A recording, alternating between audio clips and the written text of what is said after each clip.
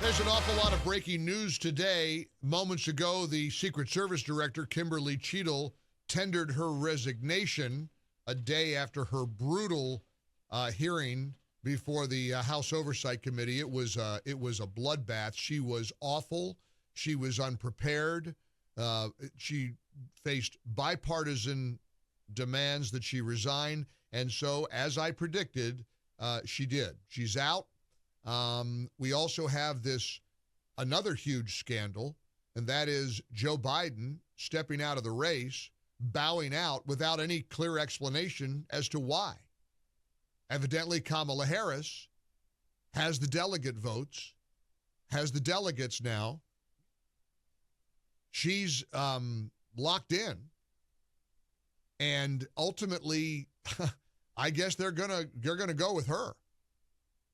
And, you know, it's easy to play these sort of games, and we make everybody out to be cartoon characters, and it's kind of like a reality TV show, but it's not. This is life and death.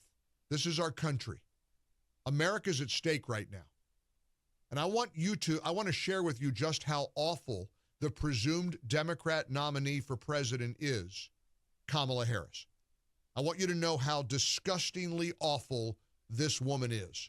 Not her personal life, not her stupid cackle, not her vapid, imbecile responses, but how deeply nefarious and awful she is. I took you with me, proverbially, to Israel a few months ago.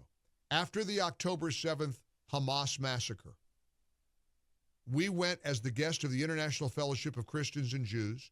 We did the show from over there, and incidentally, I want to go back. I want to go back soon. We've got to show Israel support now more than ever. We must support Israel. We have to stand with Israel, one of our closest allies in the world. We are aligned with Israel spiritually. We are aligned with them politically. Israel is a miracle. Israel is what we Christians know to be our deep, close ally. Vice President Kamala Harris, who has just been anointed the Democrat nominee for president as a result of the coup that they committed against Grandpa Joe, Kamala Harris is refusing to do her job and appear before the joint session of Congress address by Israeli Prime Minister Benjamin Netanyahu. You want to know how awful she is? How radical she is? This presumptive Democrat nominee will not appear tomorrow for Bibi's address before Congress. Now, her role as vice president is to preside over this joint session. Nope, she's not showing up. She's going off to Indiana to campaign. She couldn't be bothered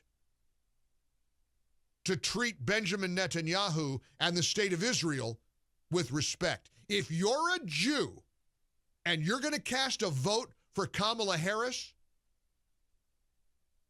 you ought to look in the mirror and wonder what has happened to you. Because I know a whole lot of Christians who are enraged at Kamala Harris's snub of the Israeli prime minister. It is disgraceful. It is an absolute, utter disgrace. It is appalling.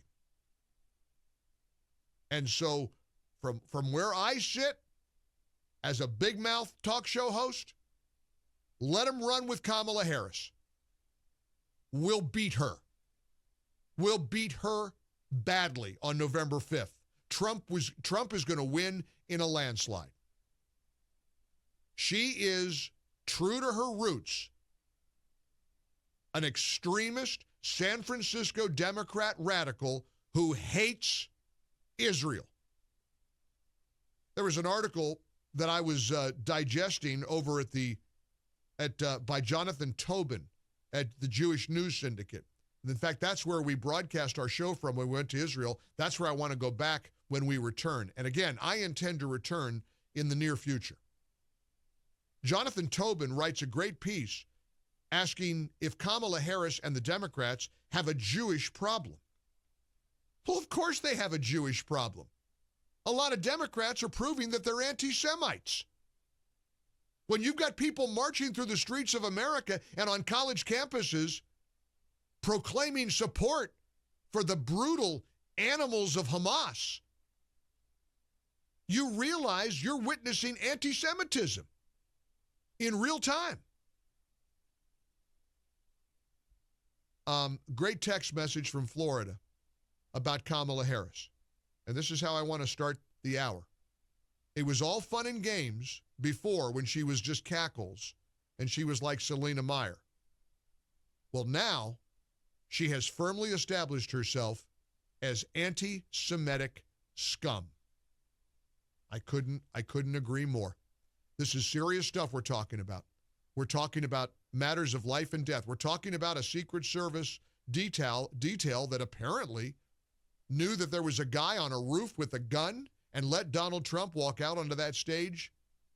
Anyway, we've got some very, very serious, epic, monumental days ahead of us.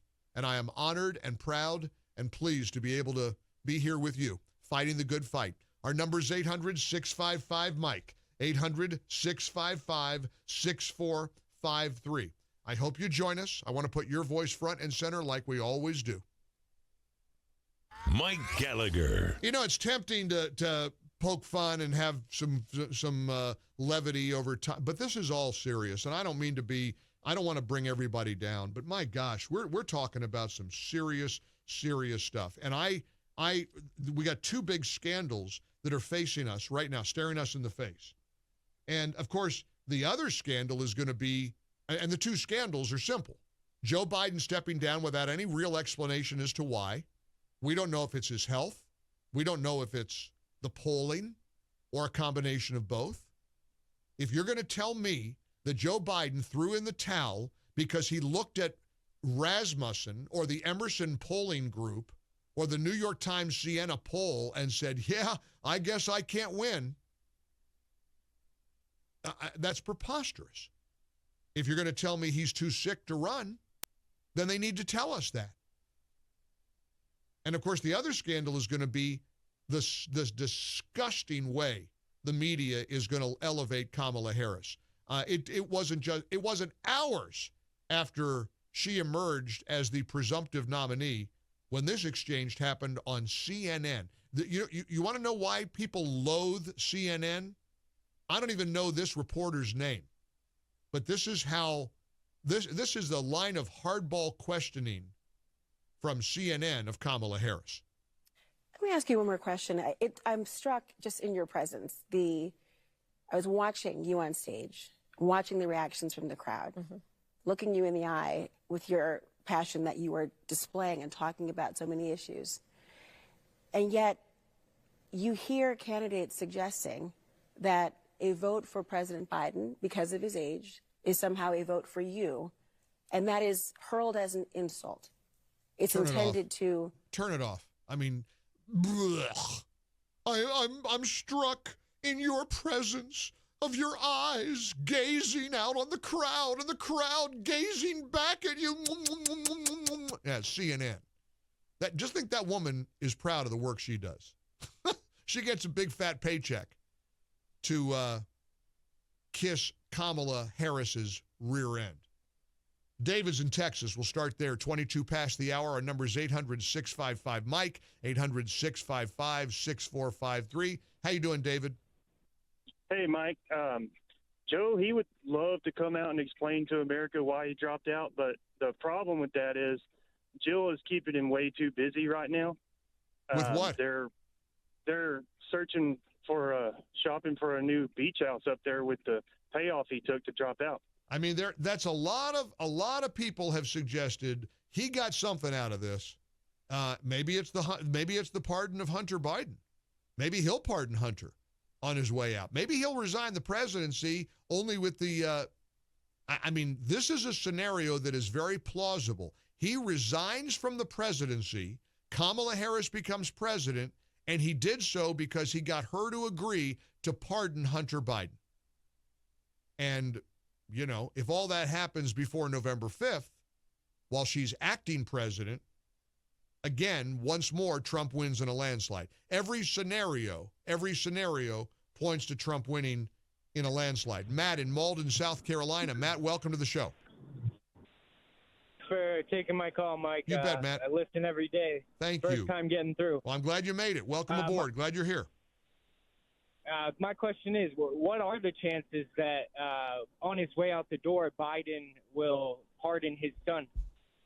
Well, that's just it. I mean, don't you have a feeling that there was some deal struck as part of him throwing in the towel, giving up the race? Absolutely. And if he's on his way out the door anyways and no one likes him and he can't be the president again because of his age or his mental health, then why not, right? Yeah, but you know what's funny about the narrative that nobody likes him? Nobody likes Kamala. Who likes her? No, that's a horrible idea for the worst vice president in history to become our president. That just is a very scary, scary thought. You're right, Matt. You're right. Good to hear from you. A one open line, 800-655-MIKE. You know, we went from hoping, even though I knew it wasn't going to happen, we hoped that Biden would stay in. Now we got to hope that Kamala stays in. Now we got to hope that they run with her. She's got the delegates. I don't know, all the process about an open convention and whether there's going to be a free-for-all. I mean, imagine this is the woman. This is not AI. This is not an actress. This is not a comic pretending to be Kamala Harris. This is actually Kamala Harris explaining the war in Ukraine. Ukraine is a country in Europe. It exists next to another country called Russia. Russia is a bigger country. Russia is a powerful country. Russia decided to invade a smaller country called Ukraine. So basically, that's wrong. Now, again, it's easy to laugh at that. You can make fun of that and say she's a moron. Examine her core beliefs. Look at her ideology. You need to know what she's about.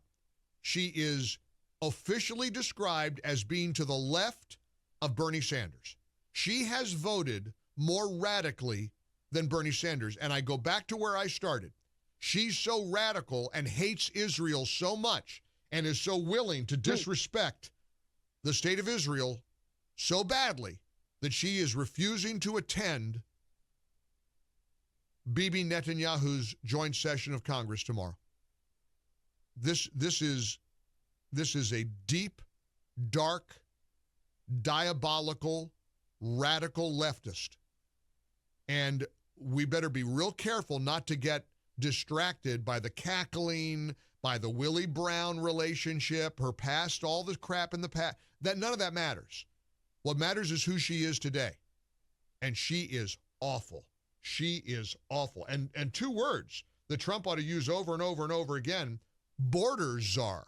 Remember, she was tasked with solving the problem at the border. Remember when she sat down on the Today Show? We've been to the border. So this whole thing about the border, we've been to the border. We've been to the border. You haven't been to the border. And I haven't been to Europe. And I don't understand the point that you're making. You don't understand the point that Lester Holt was making? He's standing there in a state of shock that you're insisting we've been to the border. He said, well, you haven't been to the border. And she responds with, well, I haven't been to Europe. Ah, okay, got it. Go with her, Democrats. You're in great shape.